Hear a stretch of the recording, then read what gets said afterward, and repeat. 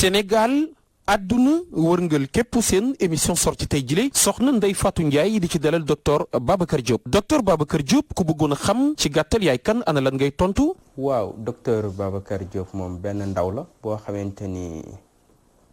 mi ngi jàngee ci Sénégal njàngam lépp ci Sénégal la ko defee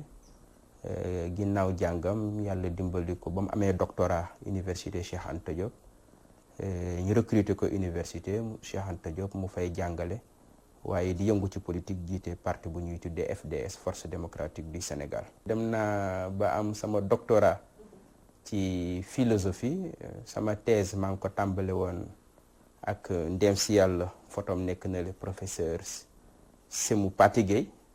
photom moo nekk ne ci sama table bi may liggéeyee bi ma tàmbalee ak moom thèse bi ñi def ay quelques mois tuuti rek mu daal di décédé génn àdduna bi mu génnee àdduna professeur Abdoulaye Elimane Kane continuer liggéey boobu nekk sama directeur de thèse ba yàlla def ma soutenir sama doctorat le 22 décembre 2011 ci université Cheikh Anta Diop ñu jox ma titre docteur boobu. docteur Babacar Diop ana fan la jaare ba dugg ci langue politique gi ak lu ko ci dugal. waaw ci wàllu politique man mouvement élève ak mouvement étudiant ñoo ma meññ ñu bëri sax dañuy jàpp ni je suis un produit du parti social mais je ne suis pas un produit du parti social li ma jàng ci politique ci militantisme li ci ëpp maa ngi ko jàngee ci mouvement élève ak mouvement étudiant nekkoon président du foyer bu lycée El Hadji Malick Sy de Thiès. bi ma ñëwee université Cheikh Anta Diop continuer yëngu-yëngu yooyu ma diriger fa amicale faculté des lettres et sciences humaines yàlla dimbali ma am fa ñaari mandat nekkoon représentant des étudiants à l'assemblée de faculté nekkoon aussi représentant des étudiants à l'assemblée de l'université nekkoon membre de l'union des étudiants de Dakar l'UED nekkoon aussi président de la coordination des étudiants thiessois yëngu-yëngu yooyu ci la jànge lu bëree bëri ci politique. docteur Babacar Diop lan moo di say valeur. gore bëgg naa nit ku gore daal bëgg naa ko nit bu gore ak nu mu mënti mel daf may neex bëgg naa nit ku diiñ. say conviction. sama gëm-gëm mooy ñu xeex pour doomu aadama kenn bañ ko toroxal ak lu doomu aadama boobu mënti mel mu nekk góor mu nekk jigéen mu nekk mag mu nekk ndaw mu nekk nit ku ndóol nekk nit ku am doo ak nekk nit ku am daraja. sëñ bi Diop guddi yile ana lan moo la gën a métti ci réewum Sénégal. li ma fi métti mooy damay dox jóge ci àll bi màgge ci ay quartiers yoo xam ni ndóol moo fa gën a yaatu jànge ci ay écoles yoo xamante ni ma bokkaloon classe ñu ci bëri ci ndóol lañ nekk jànge ci ay écoles yoo xamante ni école yu bon la table banc sax amu fa nga ñëw ci école boo xam bëri ay classe bëri ay élèves ñu bëree bëri seen jàng yàqu ndax ay conditions yu metti ndax seeni famille ngay dox ci àll bi gis ndóol ni mu yaatoo ci àll bi ngay dox ci quartier populaire yi gis ndóol ni mu yaatoo ci quartier populaire yi ngay dox ci rue Dakar yi nga gis misère bi mais nga xam ne réew mi am na alal ci alal jooju ñu ko yor au lieu ñu dimbali ñu néew gi dool yi ñu jël alal jooju di ko pasaree séddoo alal jooju ñoom ak seeni njaboot ak ñi leen wër loolu mënu ma ko baal ñu gouverner le Sénégal ça je peux tout pardonner aux hommes politiques sauf ça xëy chaque jour di jàkkaarloog ndóol di jàkkaarloog la misère di jàkkaarloog ñi nga xam dañoo war a faju mënuñu faju loolu mënuma ko baal la classe politique traditionnelle li ma gën a metti ci Sénégal mooy loolu mooy alalu Sénégal bi ñu sàcc lekk ko dugal ko ci ay compte bancaire je dis 15 ku ko lekk ci alalu Sénégal ci alalu baadoole yi danga koo war a fay ba mu mat sëkk. xeetu plat yi am maanaam lu jëm ci wàllu lekk ana lan nga ci gën a taamu. ceebu jën moom bëgg naa ko trop mais bon bañu ma dara sama papa daf daan wax ni buñ ko naan lan mooy sa plat préféré mu ni xiif daal laay bañ li teew mooy sama plat préféré. ndax Babacar Diop danay faral di déglu musique. musique bëgg naa ko dinaa koy déglu musique sénégalaise africaine française mais Omar Pène laa gën a ëpp lu may déglu. ndax docteur Babacar Diop danay faral di def sport maanaam di tàggat yaramam. dina def sport bëgg naa sport aussi sport moom bokk na ci li nga xam ni mënul ñàkk parce que pour ma liggéey dëgg activité sportive bi mënul ñàkk daanaka 2 ou 3 fois dinaa koy def. sëñ bi Diop borom benn soxna la wala borom mi soxna. ba man nag je suis encore célibataire su fekkee am na ñu bëgg a nekk candidat gaaw leen ngeen déposer seeni candidature gaaw Ndeye Fatou j'espère que duñ la sonal. kon nag soxna Ndeye Fatou Ndiaye sa gane gi noonu ci biir émission sortie docteur Babacar Diop. Pape Maguette Gueye jërëjëf mbokki xarit yi seetaan ak déglu seen rajo télévision bu Walfadjri dalee na jàmm ci seen émission sortie nag comme ni ngeen ko gisee di dalal koo xam ne xam nañ ko ci réew mi ak ca bitim réew mu di docteur Babacar Diop di professeur ci université Cheikh Anta Diop bu Ndakaaru di fa jàngale philosophie waaye itam jiite FDS di Front démocratique force démocratique du Sénégal professeur a ngoog rectifié na ma professeur ma nuyu la bàyyi la nga nuyu suñu auditeur ak téléspectateur. Ndeye Fatou maa ngi lay nuyu di la wax sama mbégte ci daje bi di nuyu suñu mbokk waa réew mi yi ñuy seetaan yëpp di ñu bàyyi xel di profito ci daje bi ñaanal waa Sénégal yëpp atum jàmm di ñaan yàlla def jàmm ci seen biiri kër ak seen biiri njaboot mu nekk atum ndaataange nekk atum mbégte dàq atum 2019 bi nga xamante ni génn nañ ko. atum 2019 moom neexul ci yow neexul ci ñu bari sama xarit bii nga xam ne wax dëgg yàlla làqoon nañ ko jant bi ma amoon ci négg xol alhamdulilah ba nga génnee mbaa woppoo rek dara méttiwu la ci fa nga jóge. maa ngi sant yàlla nattu la rek boo xam ni daana dal ñu bari ci àdduna dal na maam Serigne Touba dal na ay yonent dal na ñeneen nattu xol mooy dékku nattu bi ci bët diis na ndax xëy ñu la sa mbokk sa doom ku bokk ci sa njaboot sa xarit ñi nga jàngandool wala ñi ngay liggéeyandool wala say étudiant ñi leen seen professeur ba ma nga rëbës metti na lool mais yàlla daf ma ci suturaaloon lool ba oyofoon na trop ci man yàlla mi ma tim xam ne ni yëguma ko benn yoon oyofoon na trop yàlla oyofaloon na ma ko ba nga xam ni man yëguma ci dara li ma wóor mooy ñi nekkoon ci biti ñoo ma gënoon sonn famille bi ñi ngay liggéeyandool étudiants yi ñoom ñoo la gënoon sonn ñoo la gënoon a sonn ak askan wi waaye ci sama côté parce que sama xol yàlla dimbali woon na antonoon na ko mënoon na koo dékku bu baax a baax na ma fa génnee neexuma ndax lan ndaxte dañu ma fa agressé biir Rëbës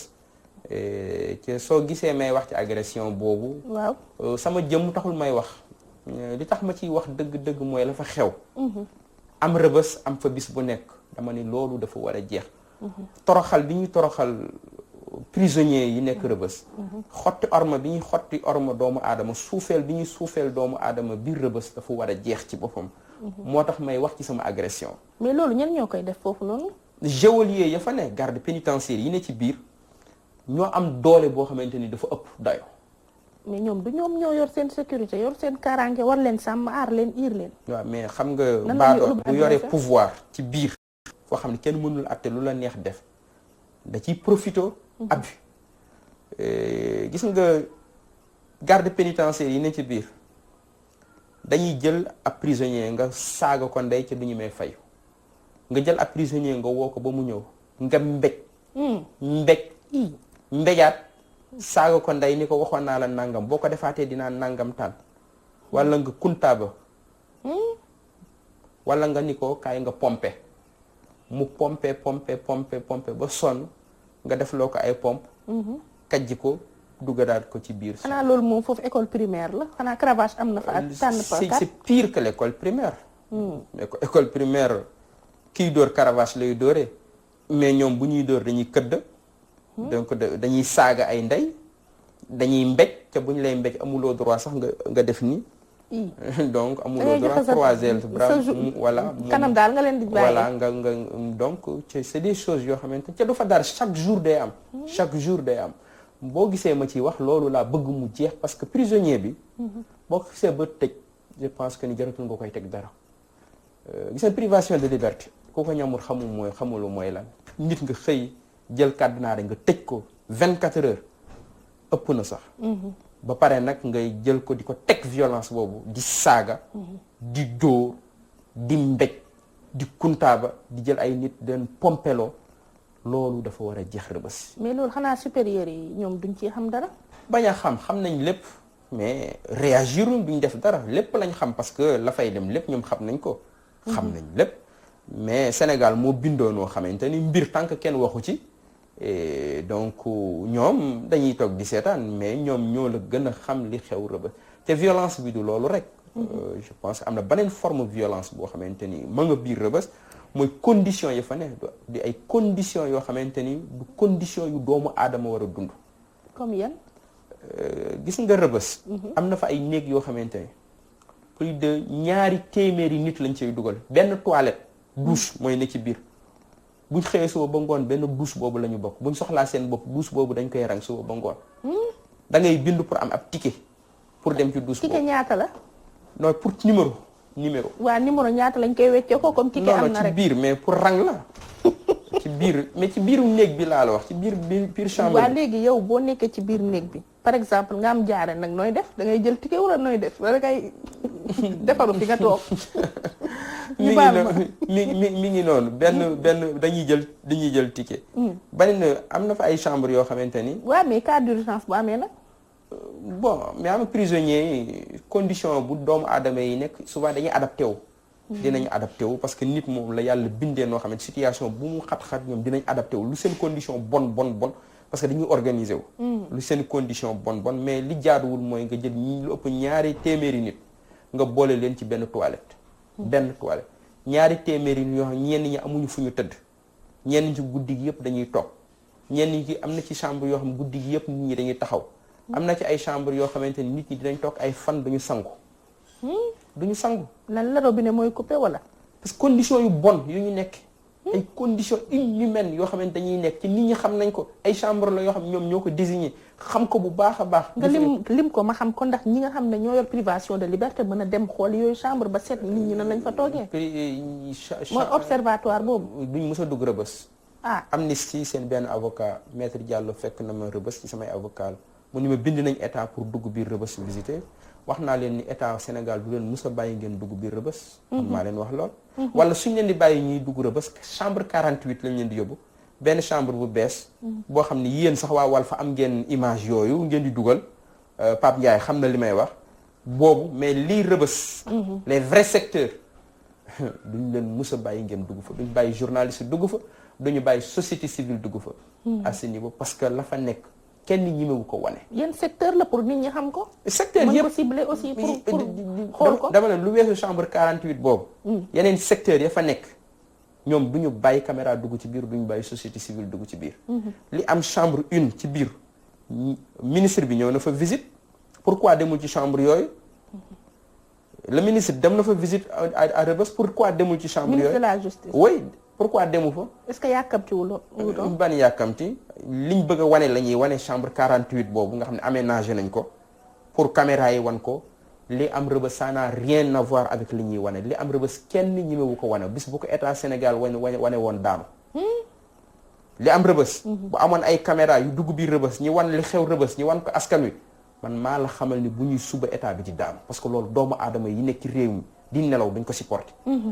moo tax ñu koy nëbbu nit ñi. mais c'est ay bokk fa nekk parce que ña nekk ci kaso yi ay nit lañ te fii lañ dëkk. dama jàpp ne askanu Sénégal ba léegi li nekk ci prison yi xamuñu ko. ñun dañuy xëy jël sa oto romb Rebeuss. di liggéey wala nga yóbbu sa doom muy jàngi nga ni mur bii de dégg naa ay prisonniers fi nekk loolu dong nga ci am naan di ko joxoñ mur bi ay prisonniers fi nekk mur bii mooy Rebeuss. ca mur boobu ña fa nekk ñi ngi jooy di yuuxu. di jooy di yuuxu seeni ronkoñ di toq ñi leen di toroxal askan wi amul ay nopp dégg ko amul xol pour yëg yooyu mu bëgg askan wi am ay nopp dégg ñuy yuuxu di jooy Rebeuss am xol bu yëg ñi nga xam ne ñi ngi biir Rebeuss ñi leen di toroxal ndax ñi nekk Rebeuss jombul kenn fa laa jóge ay nit dong laa fa bàyyi kaneen mën na faa dem muy yow muy ay kaneen am na ñoo muy kaneen am na ñoo xamante dañoo xëyoon liggéey di jox leen convocation ñu jàpp ni ñoom dañuy wuyu ji convocation fanaani rëbës yal nañ ci yàlla musal. donc loolu ca beneen yi nga xam ne am na rëbës gis nga li tubaab bi di wax exploitation de l'homme par l'homme administration pénitentiaire day liggéeyloo prisonniers yi ca du leen fay ca ñi nekk rëbës kenn condamné wu leen kenn jugé gu leen. nan lañ leen di liggéeylooyee ba duñ leen fay. gis nga am na fa benn bâtiment R plus bu fa nekk prisonniers yi ñoo ko tabax móol rek lañ deful ndax xam naa li tax móoluñu mooy amuñu espace buñu móoli mais fondation bi ñoo ko gas yéeg ba bâtiment ba pare peinture ñoom ñoo def lépp ñu ne ñeen fay dañ ci 30 000 francs sa lépp 30 000 francs ci chantier bi yëpp. waaw ñu jox la ci 30 000 francs yow nga nekk ouvrier 30 000 francs ci chantier bi yëpp ci état Sénégal xanaa bu demee bay tabax xanaa am na budget état Sénégal bu demee bay tabax budget boobu fu mu dem ñiy diriger prison bi fu ñu dugal xaalis boobu ca loolu benn moo ci gën a ndaw parce que Rebeuss am na ay peintre am na ñoom dañuy peinture am na ñoom dañuy togg am na ñoo xamante ni seen xarañte laneen la ñu jàng ñooñu ñëpp dañ leen di jël di leen liggéeyloo ci duñ leen fay te ñimewu ñoo bañ ndax soo bañee duñ la wax dara mais dinañ la teg loo xamante ni yow mooy gën a yomb ci yow nga dem mais nag travaux forcés am na ci condamnation. mais liggéey te doo sañ a Rebeuss bañ condamné wuñu leen ñooñu jugé wuñu leen sax ba leen di condamné nekkuñu travaux forcés Rebeuss bu ñu la jugé condamné la dañ lay yóbbu beneen prison yóbbu la donc camp pénal wala ñu yóbbu la ci région yi ñooñu yoon moo leen teg travaux forcés mais ñee kenn jugé gu leen ca ñi nekk Rebeuss yàgg fa ci jugé wuñu leen dañu bëri gis nga léeg-léeg nit nekk fa juróom-ñaari at kenn jugé wu ko juróomi at juróom benni at loolu kay yàgg nañ ko kaas longue détention yi. man nekk naa ci ab chambre 1 guddi ñu dugal fa ab liste ni képp ku fi nekk ca depuis 2013 ca musuñu la woo enquête waxuma la jugé de musuñu la woo l'enquête bindal sa tur nga nekk fa 2013 2014 2015 16 17 18 ba 19 20 musuñu la woo enquête bindal sa tur ça veut dire yow sa dossier réer na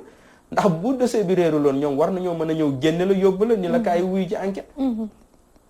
loolu yëpp ay ñi fa nekk 5 ans wala ñu nekk fa tëj la jàppale 5 ans xëy jugé la loolu c'est grave ak nit ni mu fooree nga xëy teg ko ci barab ba réeral ay dossier am fàtte léppam nit fàtte ko ki fa mu foor mooy ko am xel am conscience ñi jiite réew mi amuñu xel amuñu conscience dëgg xamuñu lan mooy doomu aadama xamuñu lan mooy ak doomu aadama ñu nekk Rebeuss bàyyi maa leen ëpp daraja ci bàyyi ma ci boppam moo leen ëpp daraja ndax fañ dugal nit ñi soo amoon sa ay xar yoo bëgg doo lañ fa dugal sa xar mi nga bëgg sa kër di ko yar boo tëddee ba guddi bu mbeemee mu nga dégg mu mbee da ngay jóg sa xool ko gis nga Rebeuss catastrophe bi fa amoon ba xale yooyu décédé fa bi affaire courant boobu lu gën a garaaw loolu mën na am Rebeuss man chambre bi ma nekkee dafa jàkkaarloo woon ak chambre bi xale yi décédé woon benn guddi ma waroon a dem infirmerie donc bi ma ci waree dem ñu fëgg mais fëgg nañ lu ma 30 minutes pour ñu doog ubbi porte yi ñu yóbbu ci laa ni mais fii bu fi bu catastrophe dee am ñëppay dee parce que pour diggante bi ngay fëgg ak ñoom bi ñuy réagir mën na mat plus de 30 minutes dañuy nelaw wala dañ dul nekk dañoo faale li xew bi xale yooyu di décédé nee nañ dañoo mujj chambre yëpp ku ci nekk jël si bool yi nekk ci biir néeg yi ak kudd yi di fëgg pour ñoom ñu doog a ubbi porte yi déedéet kay bu fa mbir amee nii mën ngaa fëgg guddi mën ngaa plus de 30 minutes duñu la faale ñoom garde pénitentiaire yi faale wuñu doomu aadama xamuñu sax lan mooy doomu aadama ak doomu aadama xamuñu ko ñi nekk Rebeuss ñëpp dañu leen war a defal formation ñëpp nag ka leen jiite ba ca suuf xamuñu lan mooy doomu aadama xamuñu lan mooy ak doomu aadama xamuñu sax lan mooy ak ko am bakkan man de mës naa faa dem mais wax dëgg yàlla accueil bi moom ça laisse à désirer li nga wax rek seen sañ-sañ ci wax sax dafa ëpp ñoom amuñu sax respect ci nit ci ni ñuy waxee yow waxuma la ak nañuy doxale ce jour là ba ma ñibbee dama ne fii de ku nekk ci ginnaaw mur yi ñeewu ma la parce que ñii seen comportement c'est vrai dafa mel ni dañoo jàppul nit sax muy nit ku ñu gis pour ñoom ñoo la gën wala ñoo am benn droit wala supériorité ci yow loolu waa garde pénitentiaire yu Rebeuss ñoo ko def Ndeye Fatou bu seen télévision amoon capacité dugg biir rëbës ba am image yi xew rëbës ñu xëy teg ko ci télé midi 13h askanu Sénégal maasale prison bi man maa la wax lool li xew rëbës suñ ko génne woon teg ko ci télé ci internet nit ñi gis ko buñ ko tegee 13h buñ ko tegee midi man maa la ni 1h rëbës du amati ndax askan wi du ko nangu loolu man maa la ko wax je défie le gouvernement le ministre de la justice man maa ko défier na bàyyi organisation des droits de l'homme ñu dugg biir rëbës ci condition yi rëbës nekk te duñ na bale bàyyi duñ defar duñ voilà na aménager. bàyyi ñu dugg ci secteur yépp ñu visiter moom am na dem na rëbës le ministre am na chambre yu ñëwewu la taxaw xool ñëwewu ko je défie le ministre de la justice sur les conditions na bàyyi les organisations de droits de l'homme na bàyyi parlement bi ñu envoyé ay députés na bàyyi société civile na bàyyi journalistes yi ñu wane situation rëbës telle qu'elle est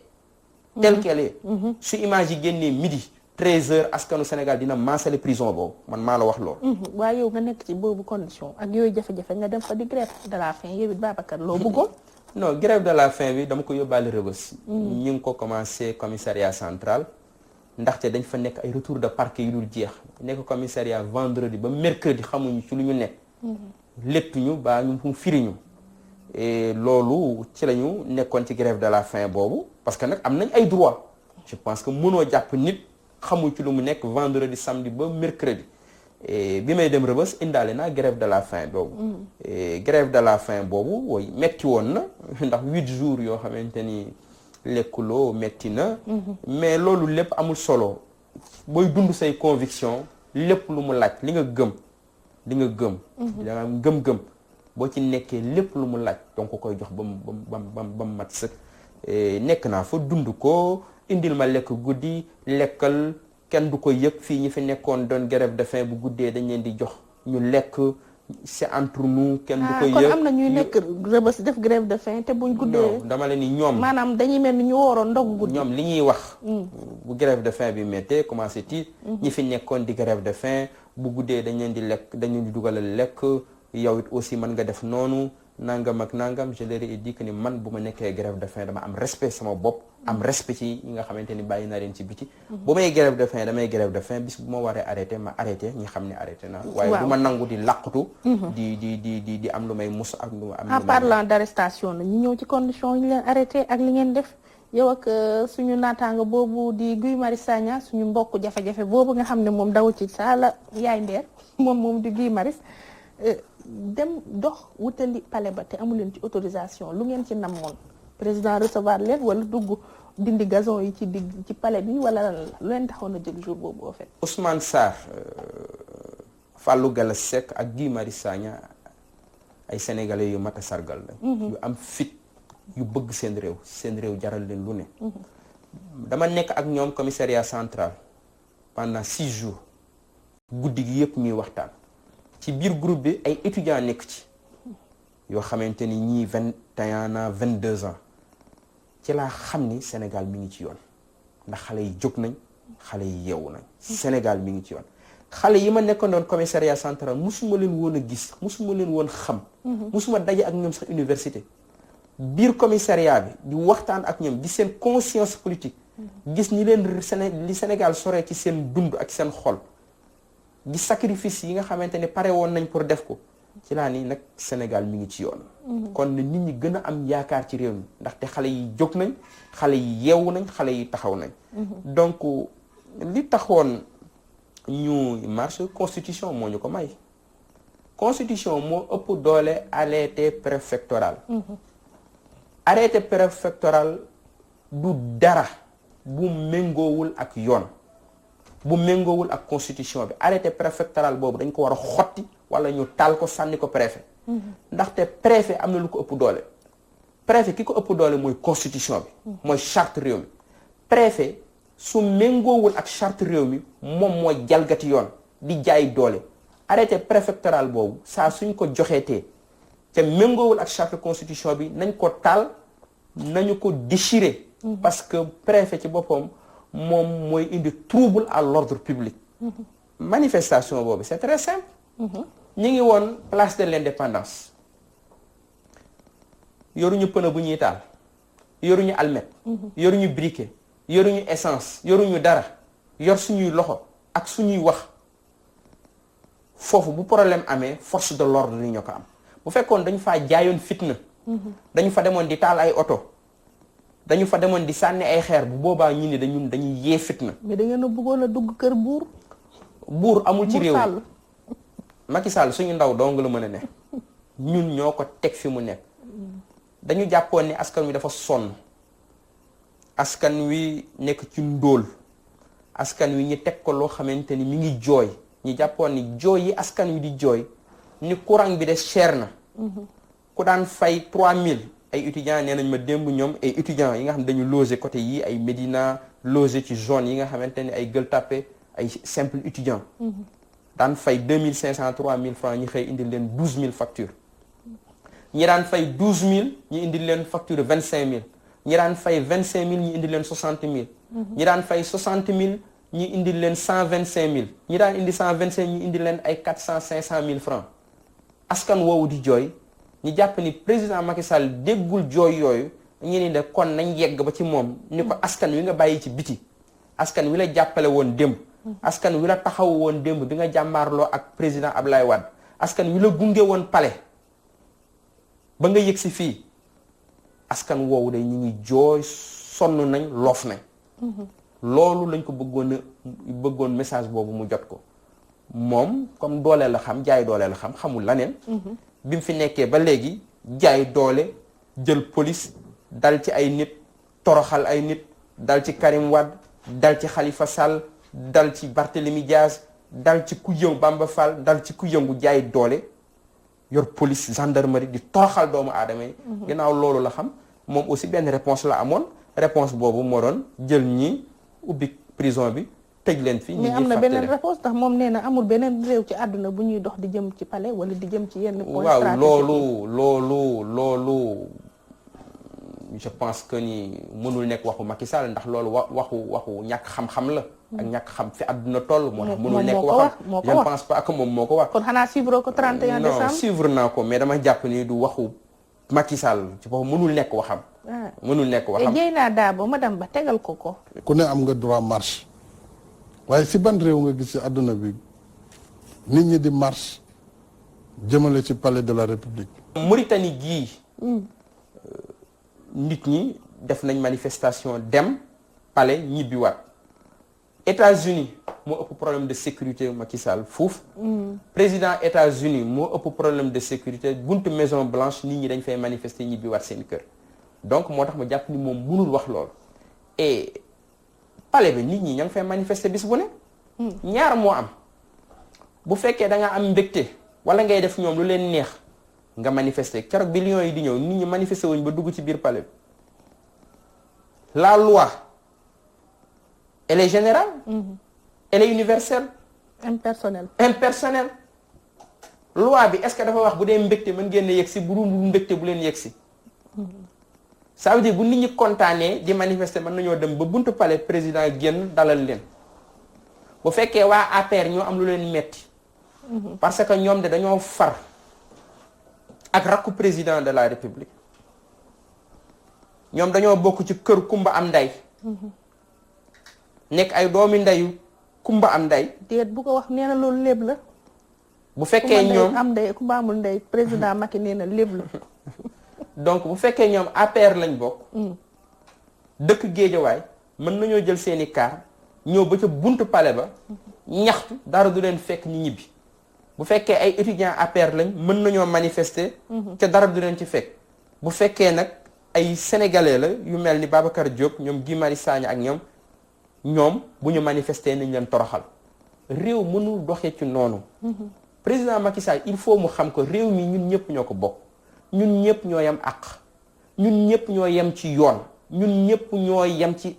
institution yi kon li ñu koy ñaan na bàyyi jaay doole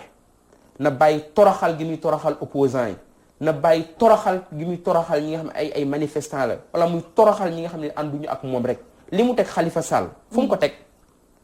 ci jaay doole rek pouvoir bu ñu la jox amoo dara loo ci def parce que ñàkk xam lan mooy pouvoir politique ñàkk xam ñàkk am conscience lan mooy pouvoir politique ko xam lan la ak danger bi ci ne doo ko jël di ci toroxal doomu aadama. néew bu ne opposition parce que opposition am na ñum toogal ci dialogue national kon da nga naan ñi demul wuyu ji ko ñooñu lay defanteel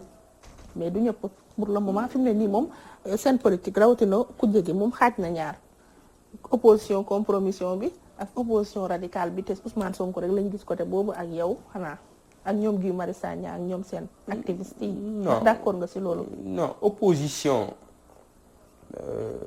boo bëggee ma wax ci dama ciy wax. réellement du Ousmane Sonko donc mooy opposé wu Ousmane Sonko. du ñun dong. ak kan soo demee ci plateforme ñoo lànk.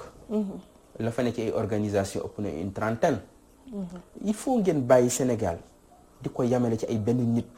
ñaari nit ñetti nit li ëpp solo ci Sénégal mi ngi ci quartier yi mi ngi ci étudiants yi mi ngi ci université mais étudiants yi ma rencontré prison man dama leen xamoon université laa ne fa laa jàngi defale mais étudiants yi man dama leen xamoon. mais li ci mosuma woon ëpp jàpp nag ni- seen yoon ci manifestation yi. gisoo leen ñu dem ci benn manifestation. mu ni ma ne li ëpp ci sénégalais yi gisoo leen ci manifestation. non dama dafa am ay mouvement yuy juddu ci quartier yi di jël en charge seeni propre problème te xaaruñu opposition xaaruñu parti au pouvoir problème yi ñu jànkonteel ñu waa mbëbës ak ñi nga xam ñi ngi ci charbon ci énergie au charbon bi wala ñi nekk ci ICS yi wala ñi nga xam dañu nangu seeni suuf nangu seeni tool ah wala ay jigéen yoo xamante ni dañ leen a néewal doole ñuy organiser wu di jël en charge seeni propre problème nekk ay mouvement social ay mouvement sociaux nekk ay mouvement citoyen loolu moo ëpp doole taxawaayu opposition te ñooñu ñoo nekk ci ñoo lànk maintenant man li ma jàpp bu élection présidentielle amee condition yi mu amee chaotique boo xam ne président moom mooy tànn ñiy bokk ak ñu dul bokk ñi dem élection ñi ni élection yi dañ ko sàcc élection yi jaarul ci yoon ñi ni résultat yi baaxul nangu luñ sax Macky Sall nekk gi mu nekk président man dama jàpp ni soo amee attitude boobu boo ci génnee dafa am laneen loo war a mën a taxawee ci wàllu xeex surtout xeex bi li ci ëpp solo mooy bu askan wi soxlaa gis la nga taxaw ci wetu askan wi xeex ci wetu askan wi fexe ba askan wi xam ni yow de du affaire élection rek moo la ñor du affaire falu rek moo la ñor mais problème man loolu jàpp naa ni opposition bi wax naa ko bind naa ko taxawaay bi ñu ci waroon a taxaw des na bu baax a baax. déet bul de bu ko ragal tuddal rek Idrissa Seck Malick Gakou Pape Diop nu mu tuddati Madické non génn na moom ñeneen tuddal rek les ténors de l'opposition nag ak PDS ak ñëpp ñooñu nag la affaire élection ñor mais dund askan bi ñoru leen. man duma tudd kenn man li may wax naa ko man dama jàpp ni opposition du affaire élection rek opposition du élection ba élection rek am na lu ëpp solo élection mooy dund na askan wi ndax ñun ñi ñaan yàlla jot ci nguur gi yëpp mooy fexe ba jot ci nguur googu am jeexital ci dund askan wi bu ay scandale amee ci réew mi ci yarin wi ñuy yore réew mi ay jafe-jafe am ci réew mi ay mesures yu mel ni yokk bi ñuy yokk courant ñu teg ko askan wi nga nekk ci opposition bi aspirer jël réew mi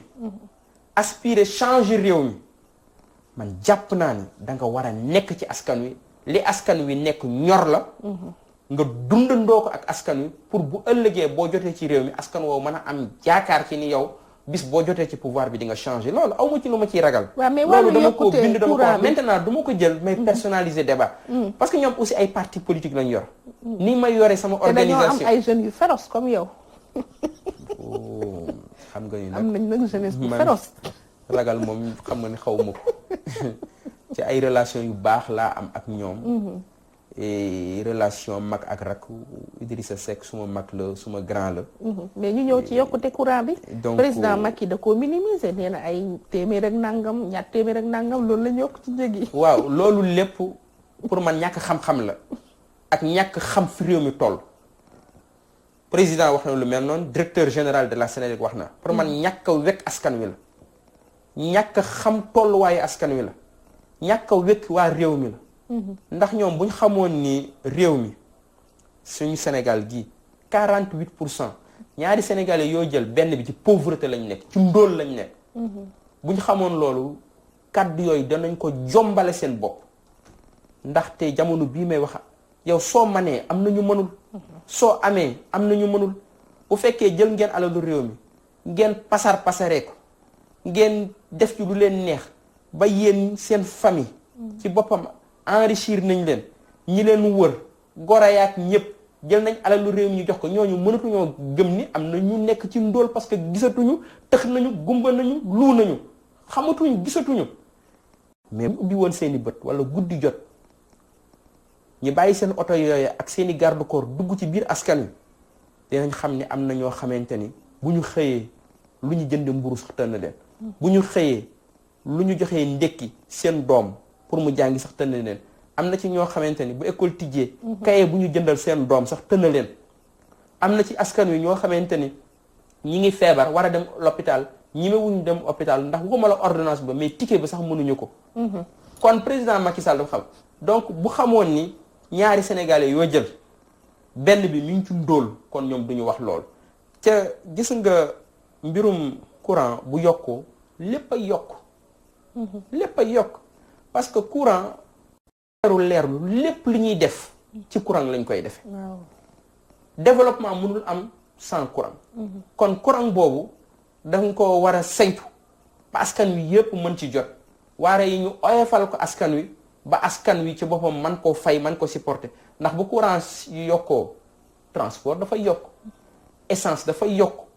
yeneen i secteurs yi aussi dafay yokk ndax ñeneen ñi di jaay ci yeneen i domaine li ñuy jaay ci courant lañ koy jëlee restauration bi sax ci courant nga koy jëlee leer na moom ci bopp yëpp kon loolu moo waral ñu jàpp ni gouvernement Sénégal ci boppam mesure bi baaxul ci politique bi nga xamante ni gouvernement Sénégal am na ko ci courant baaxul ndaxte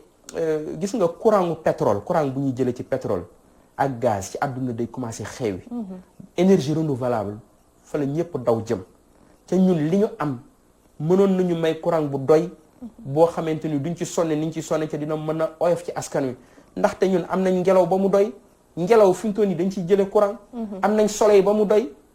jant bii dañ ciy jël courant ba mu doy ndox dañ ciy jëlee courant mënoon nañ ci am courant bu doomu doy gis nga déchets organiques yii nekk ay mbëbës ak yooyu dañ ciy defar courant mënoon nañ ci am courant boo xamante ni dina oyof ci yooyu politique boobu xam-xam boobu ñoom amuñu ko moo tax dañu jàpp ni ci boppam gouvernement Sénégal war na changer doxalin ci wàllu courant bi ñu dem ci ay énergie renouvelable ndax énergie renouvelable yooyu ay pays yu bari mel ni ay Côte d'Ivoire ay Maroc ay Ghana ci boppam ñu ngi ci commencé ñu ngi ci commencé raw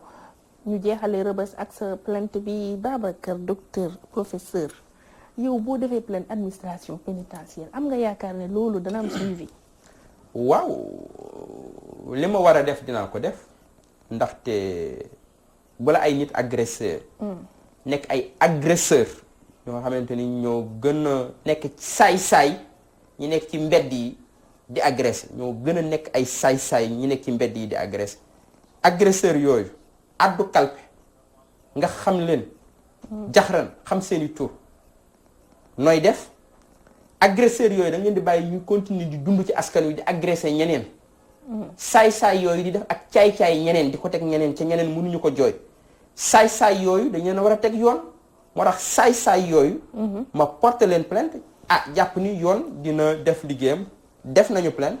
avocat yi def nañ plainte def nañ seeni tur te jàpp nañ ni bu fekkee yoon am na saay-saay yooyu dinañ leen teg yoon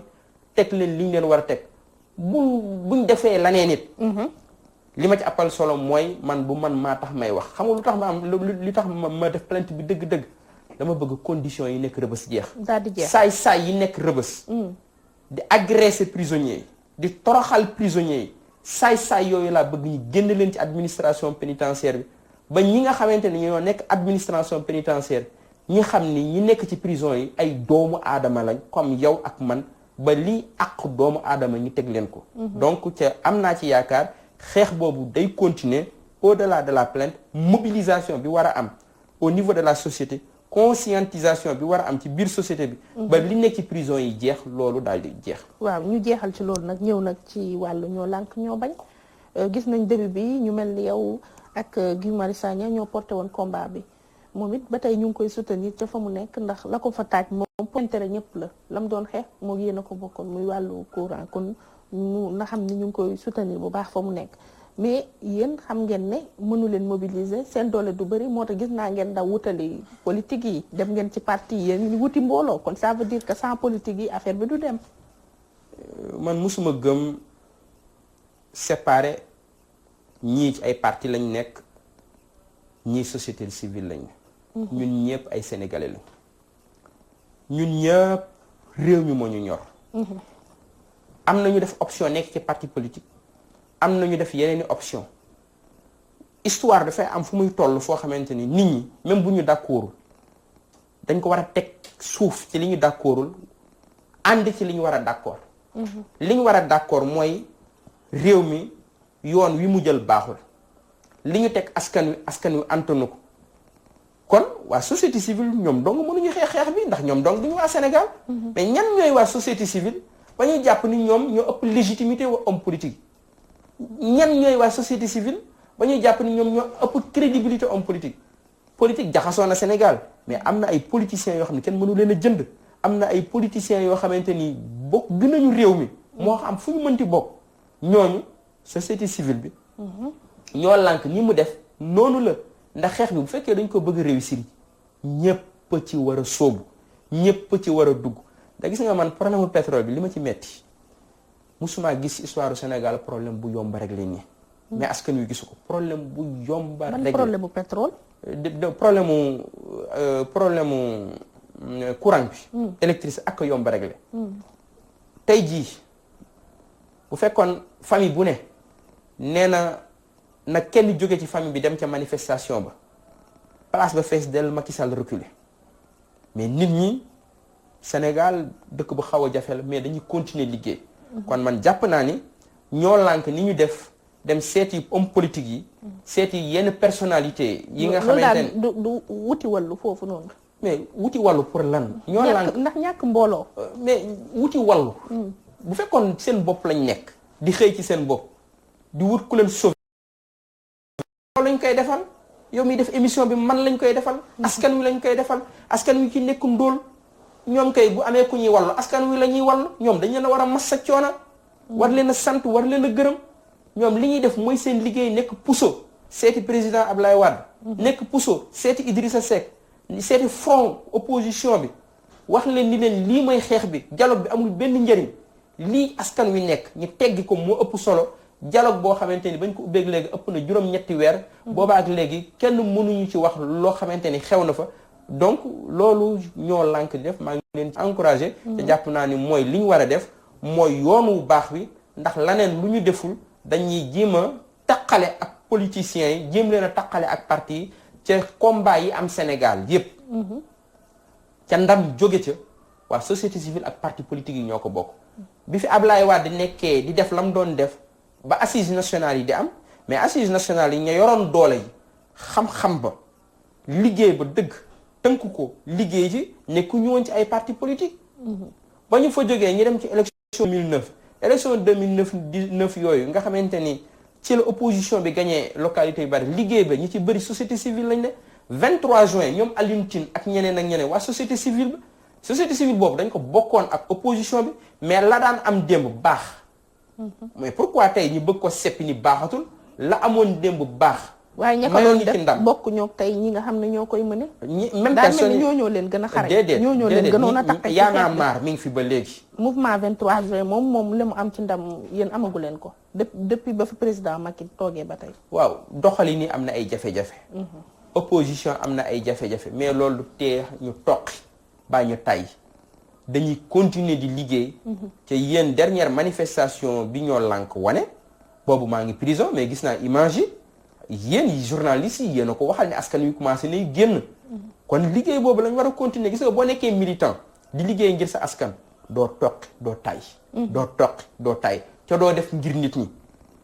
xam nga looy def da ngay def ak sa gëm-gëm def ak sa réew xam ni bu dul tey di suba daa mel ni am na beneen buy waaj a engagé wu de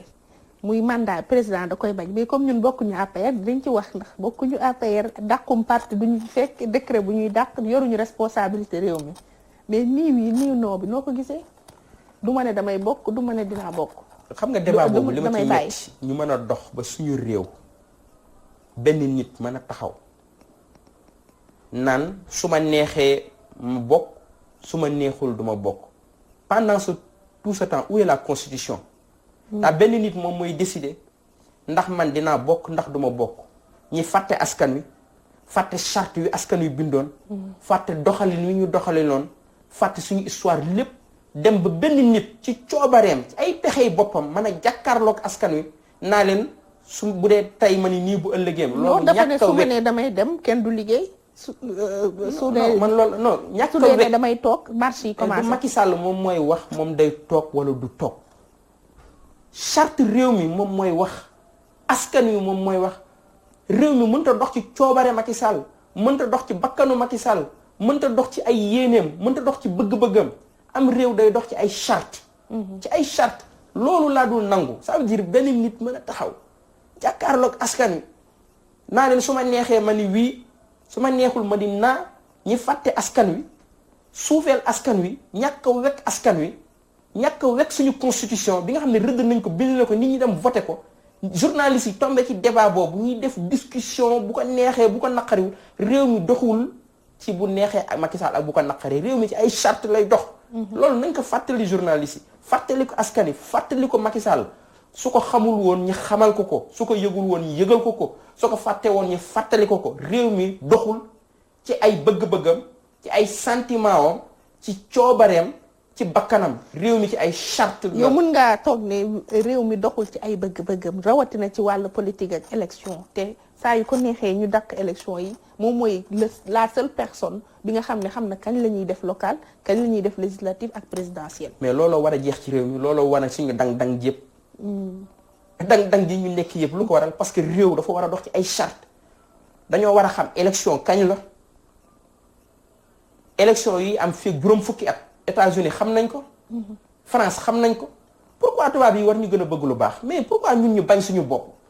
ba jàpp ni lu baax daal tubaab laan la war wala dëkk européens yi ñoom ñoo war a dëkk ci jàmm war a dëkk ci ay réew mu organisé ñun ay nègre lañ ay africain lañ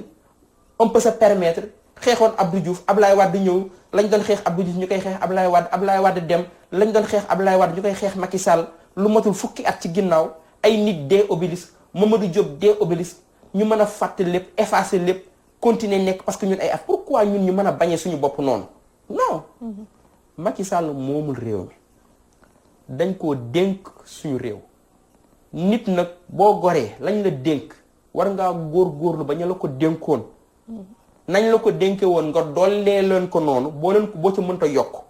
kon ñun dañ koy fàttali charte réew mi constitution bi ñu voté wane na ni constitution boobu président de la république mënta am ñetti mandat loolu leer na c'est acté maintenant moom mooy choisir waaye de président yi mus a affronté seen askan ci mbir moomu fii ci Sénégal amuñu ci ndam yaakaar naa ne bu fekkee régime bi dese na dara ci lucidité je pense que ni dinañ choisir beneen yoon lu dul affronter askan wi mais lu mënti xew am na ay daje ay kuréel yoo xam ne commencé nañu woote ci mbir moomu dégg naa ci Y'en a marre ak yeneen ay ñoom COS M23 ci mbirum 23 juin ci mbirum 3e mandat bi mais daal li ma la ci mën a wax xeex boobu ñun FDS ca ñu koy jiite ca la ñuy bokk ci affaire 3e mandat boobu du fi amee du fi amee du fi amee du fi amee ngeen ànd ci kan parce que yéen présidentielle idi 2019 ngeen nekkoon waaye boobu coalition moom xam naa ne bu ko décret tasul it ku nekk sa bëgg-bëgg bopp tax na kenn gisewul ci seen biir seen coalition boobu nu mu demee léegi ak yan activité fi mu ne nii ci ngeen toll wala mbiru présidentiel rek la woon. waaw idi 2019 amoon na am na ba léegi. ma bokk ci biir coalition boobu am légitimité mën a wax ci coalition boobu ndaxte Idrissa Seck benn investiture la am. yàlla def na ci sama loxo la ko jaarale man maa ko investir à la place de l'Obélisque. ba ma fa jógee aussi bokkuma ñi nga xam ne aussi dañ topp ci caravane mel ni ñuy photo topp ci ab caravane rek fu Idrissa Seck topp ñu nekk ci ginnaaw mel ni ñuy photo ñun duñ woon ñuy photo dañoo nekkoon ci terrain bi di liggéey dem à la base def ay mobilisation di def ay meeting def ay 7-8 meeting 10 heures ba 3 heures du matin ñu koy nekk ci àll bi di xeex pour Idrissa Seck ci boppam mën a nekk président de la République li am mooy que ni bi élection yi jeexee léegi ay sooxe ay rëq-rëq am na ci coalition boobu ñun xamal nañ ko. et je pense que dans les prochains jours moom nee na dinañu daje. et je pense que ni am na yu ñu war a joyanti. ci doxalinu coalition bi loo xam ne ala kulli xal mënta ñàkk. et suñu dajee sama xalaat dinaa ko wax. et jàpp naa ni dina ci tenir compte ci ñeneen parce que ci biir coalition bi am na ñu bëri ñu ma ci woo ñoo xamante ni xamal nañ ma ni coalition bi di doxee neexu leen ndaxte amuñu benn information depuis bi élection yi jeexee. est-ce que ba élection yi jeexee ba léegi giseen ngeen ak président Idrissa Seck. li ma la mën a wax mooy Idrissa Seck dinañu gisee. wala dafa fàttu boobu ba léegi depuis présidentielle bi. man mënuma sori ci loolu parce que man bokkuma réew mi du ma porte-parole Idrissa Seck du ma conseiller am li am ba am mooy. waaw évaluation moom amagul. donc gis naa yàlla ci gisuma yàlla du ma ko def. du ma jaral ci kon daal toogaay après élection yi amagul. non évaluation ci élection présidentielle yeeg léegi amul te mënta ñàkk. et je pense que dinañ évaluer ñu dégager ay perspectives am na loo xam mënul ñàkk. et je pense que comme jël nañ rendez-vous ñu dinañ wax ci yooyu yëpp. je pense que ni jarul tirer daal parce que je suis responsable te dama am respect ci Idrissa Seck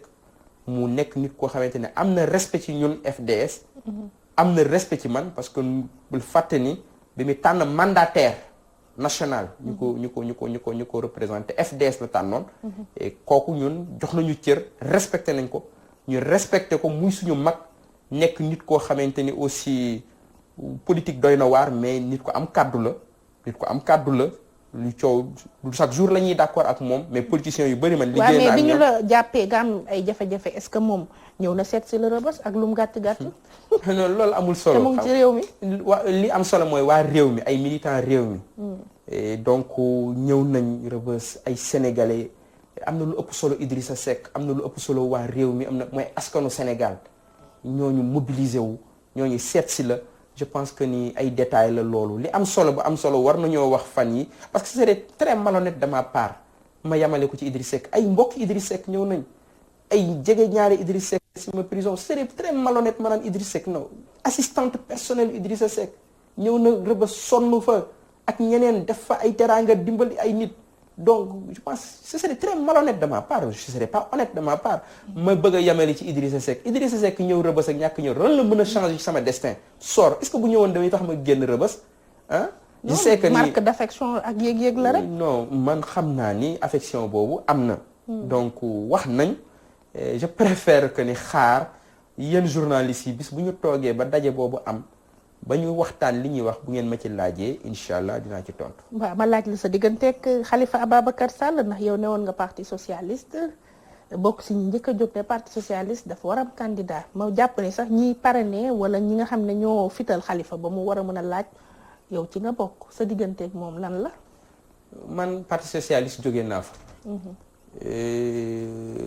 bokkatuma fa. dama tourner la page du parti socialiste. am yéene. taxawal parti bu ëpp doole parti socialiste histoire du Sénégal kon man bëgguma di perte temps ci Khalifa Sall parti socialiste Khalifa Sall man xamewuma ko woon faneen dañoo daje biir parti socialiste noonu laa ko xamee réunion xamewuma ko ci mbedd xamewuma ko këram xamewuma ko ci bi may jàng université mu may jàppale dañoo daje biir parti socialiste man foogoon naa xalifiste nga yow man mënuma nekk man du ma nit kuy rouler pour doomu aadama man mënuma topp nit man mënuma topp ay xalaat lay topp nit ki may topp day nekk nit koo xamante ne am nga ay xalaat yoo xamante ne jàpp nga ni de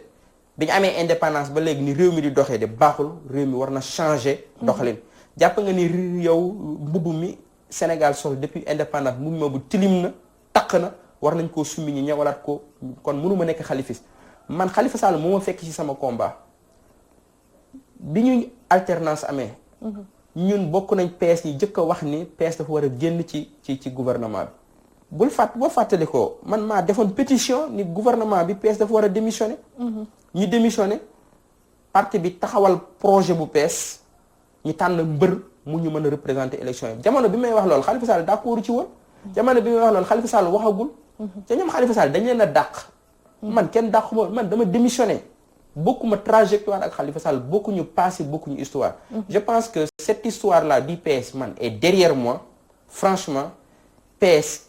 tourné naa page boobu tëj naa ko ñaan yàlla ñu bind histoire bu bees. ci taarixu Sénégal. Je pense que loolu moo ëpp solo que chaque jour ñi may wax waxu Khalifa Sall Khalifa Sall moom xam na ni man je n'ai jamais été khalifiste. te mënu ma nekk un khalifiste. et je pense que ni su ma mënee amee lu ma mën a nekk ci Sénégal donc la mën a nekk mais mënul nekk la neen. léegi force démocratique sociale moom day continuer di langaamu wala dina mës a jël DCM amee ndax da ngeen langaamu moom ci présidentielle bi Idi 2019. musuñu langaamu. dañu créé parti le 7 avril 2008. élection yi waroon a am 8 mois après. il faut être réaliste. am na togg yoo xam boo koy togg bi dafa war a ñor da nga war a patient nga liggéey. toow ba saxal tey baa ma sulli loolu amul ci politique. ñi ànd ak Idrissa Seck mu nekkoon koo xam ni candidat yi fi nekkoon yëpp moo ci gënoon a bëgg ànd ak ñun moo ko ci liggéeyoon dox ko mu jaraloon ko ñi ànd ak moom ci ngor continuer de ànd ak moom lu mu métti métti am na kàddu d'accord chaque jour de mais grand bi bëri nañu fiy wax ci dëkk bi du seen morom. d'accord ma ak chaque jour ak moom ñëpp xam nañ ko dañ ko bind ci approche nan lañ war a opposé wu yu bëri mais kàddoom au moins ñu bëree bëri mu leen ëpp kàddu donc je pense que ma ànd ak donc FDS nekk parti bu bees waaye du parti wate rek. boo xam ne da ngay wate bu ëllëgee nga fàtte leen mooy parti la boo xamante ni donc yee askan wi moo ko tax a jóg siggil askan wi yee askan wi ba askan wi moom boppam ñuy waxtaan ak askan wi ba lépp lu war a jëm ci askan wi ñi diisoo ci d'accord ci daal koy doxali. ñun mbooloo la ñu soxla mu yeewu mu am fit war a ànd nekk benn baat bokk jëmu ngir ñu tabax Sénégal bu bees Sénégal boo xamante ni yow boo xëyee. di nga am fierté ni man Sénégal laa dëkk di yeewoo ci Sénégal boo xamante ni dina fi jeex suñuy doom. suñuy rak suñuy jarbaat di jël ay gaal di jël ay looco di topp seddaayu océan Atlantique bi géej gi di xaru ci géej gi loolu dina fi jeex ñun Sénégal bu bees boobu lu ñu bëgg a tabax ñu ànd ko ndawi Sénégal askanu Sénégal ñi nga xamante ne am nañ xam-xam bi ñi nekk ci àll bi nekk marchand ambulant jeunesse bi nga xam ne jàpp na ni Sénégal dafa war a am xar kanam bu bees jeunesse bi nga xam ne jàpp na ni Sénégal ni muy doxee depuis 1960 baaxul ñi ànd ak ñooñu ñu tabax Sénégal bu bees ba waa Afrique nii nag ndax jeune génération yi mën nañ jël seeni responsabilité ñoom jéem a roy ci di Sénégal di def. Sénégal bu bees boobu kay xanaa di nga participer kon ci set setal yi man du ma ne cleaning day damay wax set setal ndax ñëpp mën ko dégg ndax yenn anglicisme yi ñëpp comprendre luñ ko di nga bokk ci cleaning day bi yoon buñ koy organiser nga bañ ko bàyyee waa APR ndax bi yoon seen bisu bopp la. seen set setalu bopp la. set setal baax na cleaning day baax na mais du taaxuraan. du mbirum taaxuraan. du sabar du folklore taaxuraan sabar folklore ku ko bëgg da ngay dem ci théâtre yi ñoom bu fekkee dañoo jàng ci kagaame lañ jàng seenum jàng matul ñorul war nañoo delluwaat ñi jàngiwaat lan lañ fóote ci mbir mi lan lañ fóote si gis nga ñoom mbir moomu dafa diis trop ci ñoom jéem a seetal réew mi mënuñu ko da ngay set ba pare setal sa kër setal say jëf setal sa diggante ak askan wi setal ñi ànd ak yow di liggéey ñoom ñu set nga doog a mën a génn jàkkaarloog askan wi ñoom dañoo taq tilim pasaree alalu réew mi